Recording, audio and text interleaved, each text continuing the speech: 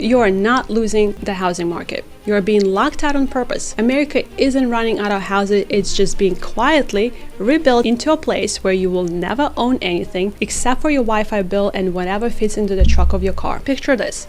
You are at a family dinner, your dad is telling the story for the 400th time that how he bought his first house on one salary and a handshake, and your mom smiles, the table laughs, and you're just sitting there doing silent math in your head like, okay, so if I stop going out in 2027, sell a kidney in 2028, and never have kids, I might actually afford a down payment by the time Social Security collapses. Everyone chuckles at the story. You're the only one who feels slightly sick because deep down you know you're not living in the same country you are describing. It's the same flag, but a very different game.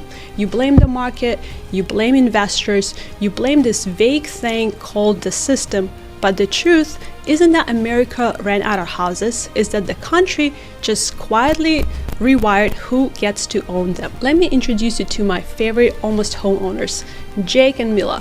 He is 34, she's 32, combined income of 140 grand, 805 credit scores, no debt, no kids, no car leases, no Vegas phase they're still paying for. They are the couple the mortgage lenders used to put on the brochure. Yet, they've been 1 year away from buying since 2019. And every time they get close, prices jump another 15%, rates nudge up, property taxes go up, and the listing they love just gets purchased by an LLC that wired cash before they even found street parking. They've toured 38 houses, they've written 11 offers, and they've lost 11 offers to names that sound like Wi-Fi networks. They start to blame BlackRock, of course they do. That's the cartoon villain that internet gave them. Evil, mega fund buys all the houses. And don't get me wrong, big money is absolutely in the mix, but Jake and Mila didn't just lose to BlackRock. They've lost to a country that is being rebuilt around a new default. You won't own a place to live. You'll subscribe to it. Your kids won't inherit equity, they'll inherit a lease plus a cheerful email from your Delaware LLC landlord. Feel that little crawl of unease in your stomach, that sense that something is very off but no one ever sent you the memo? Good. Let's talk about that memo. The city didn't just wake up one day and say, you know what? No more starter homes. Screw the middle class. They did something smarter, quieter, cleaner, because they buried starter homes under a stack of rules and costs that make them almost impossible to build. You want a simple 1,400 square foot house under 300K? Okay, cool, but first add impact fees, parking minimums, 47 pages of zoning restrictions, setback rules, environmental reports, and a permitting process that moves at a speed of a dark era. By the time you're done, that affordable little house costs so much to build that no for-profit developer can touch it without losing money. So what gets built instead? Luxury units, bigger houses, amenity-rich rentals, and build-to-rent subdivisions where everything matches, including the people on the balance sheet who own them. Nobody had to pass a law that says middle-class ownership is canceled. They just quietly regulated it out of the spreadsheet. Starter homes didn't die because Americans stopped wanting them. They died because on paper, they just stopped penciling out. Let's add the numbers that ruined the vibe. From around 2012 to now, home prices in a lot of the markets went up like rocket ships, and incomes, they tagged along like forgotten little brother trailing behind at the airport. And that gap between asset growth and your paycheck, well, that's not a bug. That's a designed feature. It's a silent way your work funds someone else's passive income reel. While your rent went up 8 to 12% a year in the places you actually want to live, the official CPI report patted you on the head and said, relax, inflation is 4% something.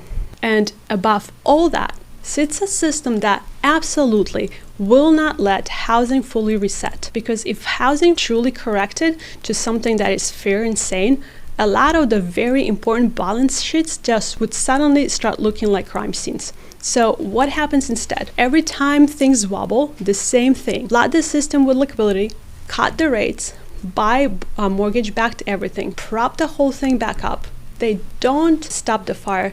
They just decide who gets to buy the ashes. Now, let's talk about the supply you never even got to see. Right now, roughly 1 out of every 6 brand new homes in certain years never even touch the open market. You don't see it on the Zillow. You don't even walk through it in the open house. You don't argue with the partner about whether the kitchen island is worth a little extra or not, because it never gets listed. You have builders like D.R. Horton and Lennar who are selling entire neighborhoods wholesale to funds, pensions, and rates. Not one house, not cul-de-sac, streets.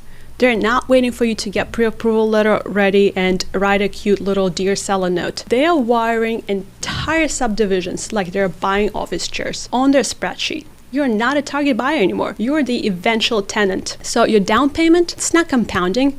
It's just being harvested in rent, in fees, in the fact that every year you're just one cycle behind whoever got the first look at the bulk buy. Institutional investors only own a slice of the total single-family pie nationwide. But here's the part that matters. They don't have to own it all. They just have to own enough in the right places to set the comps, dictate the rate, and turn your zip code into an Excel tab labeled yield. Hovering over this whole thing like a very calm, very powerful cloud, Federal Reserve. They're sitting on a mountain of mortgage-backed everything, widely promising that if housing as much as sneezes too hard, it will fire hose liquidity into the same pipes that froze you out in the first time. If you ever felt like the game just magically reboots for banks and funds but not for you, that is why.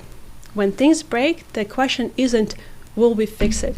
The question is, who gets to be made whole? And spoiler alert, it is not Jake and Mia. And when there is X3, which is already been written, right now there are trillions of dollars locked in at low rate mortgages, 3.275, 3.5, sitting like landmines in the timeline between the late 2020 and early 2030s. People aren't going to refinance those at 8 to 9% interest rate out of patriotic duty. They're not going to say, you know what, I love paying $2,000 a month, but let me just go ahead and make a $3,400 payment to support the broader economy. They're just going to do what humans always do under pressure. They're not going to sell. Some because they have to, some because they want the cash out while they can, some because life hits, whether it's divorce, job change, kids, medical bills, and that low rate loan stops being a comfort and starts being an anchor. That's somewhere between conservatively 12 to 15 million homes potentially rotating out of family asset into the institutional product over the next decade. Now, combine that with funds that are sitting on billions of dollars in cash, pension funds desperate for yield, consultants telling institutions that single-family rentals are the new safe, inflation-protected asset, and the government that already proved in 2012 that it prefers one big buyer to a million annoying citizens. If you were designing a pipeline to transfer home ownership from households to balance sheets, this is what it looks like, and you're living inside it. So no, home ownership isn't dying. That would imply it's something we're all grieving together. It's just being converted into a subscription model with no cancel button. You pay forever, own nothing, get patriotic amenity upgrades, and maybe slightly nicer landscaping to distract you. But remember, when the dream was work hard, buy a house, slowly pay it off, and one day you own a piece of ground that nobody can kick you off, well, the new model is you work hard, rent a lifestyle, and if you behave and pass the credit check, you get another 12 months extension on basic stability. Your parents got to own the country. You're just being asked to subscribe to it. Now, here's the part where everybody usually throws their hands and says, okay, well, that's depressing, and what am I supposed to do? I can't audit the Fed, or I can't update BlackRock. Good, because you're not supposed to. You're not going to fix the game. You're just going to change your position in it, because there are only two roles left in this version of America: people who rent the machine and people who own the slice of the machine. Most of the advice you were handed about housing was written for a world where the machine wasn't this aggressive.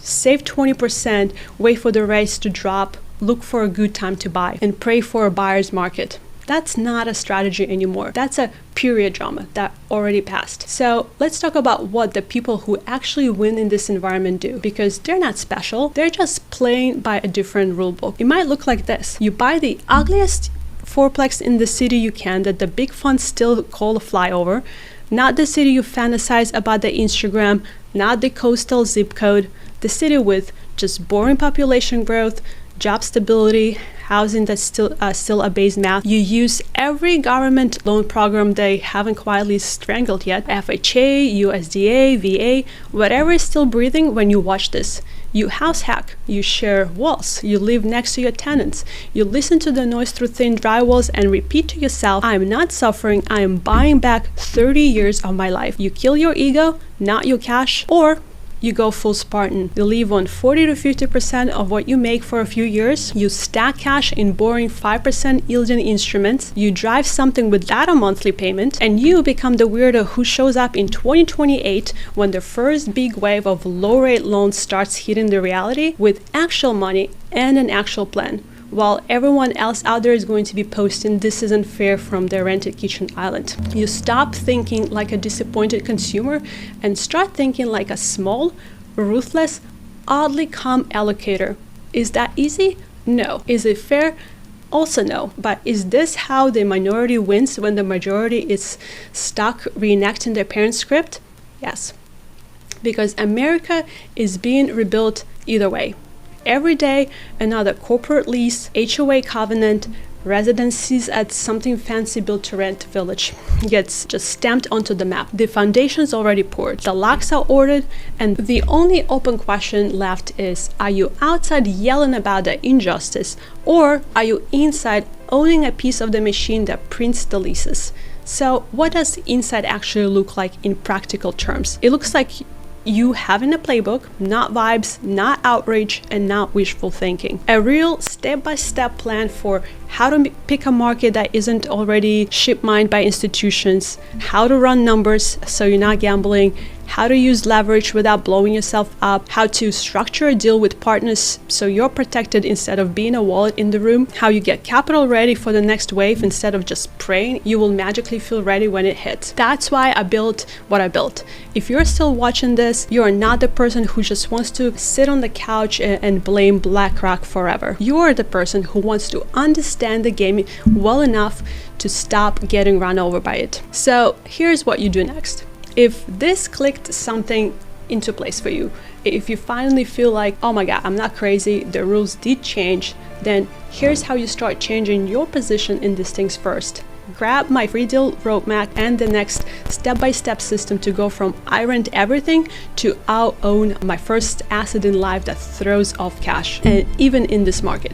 It's absolutely free, comment below, and it walks you through finding the market that big funds are ignoring, choosing the right starter asset, running the numbers in plain English, and avoiding the rookie mistakes that turn a good deal into a nightmare. Drop a comment below, we'll send you a link, it's completely free. And second, if you're already in the game and you're thinking, well, I don't just want to own one door, I want exposure to the kinds of deals that funds chase, well then head to the thrivegatecapital.com. No hype, no pressure, just access to how we structure deals. We think about risk, position for the exact rotation I just walked you through. Because you don't need the system to become fair to win. You just need to stop showing up to it unarmed. Your parents got to own the country and you're just being asked to subscribe to it. Pick which side of the door you want to be on before they change the cylinders and call it progress. Leave a comment below and send this to your friend who is still waiting on the sidelines. Because waiting isn't prudence anymore. It's just a very polite auto-renewing surrender. Comment below and we'll see you on the next one.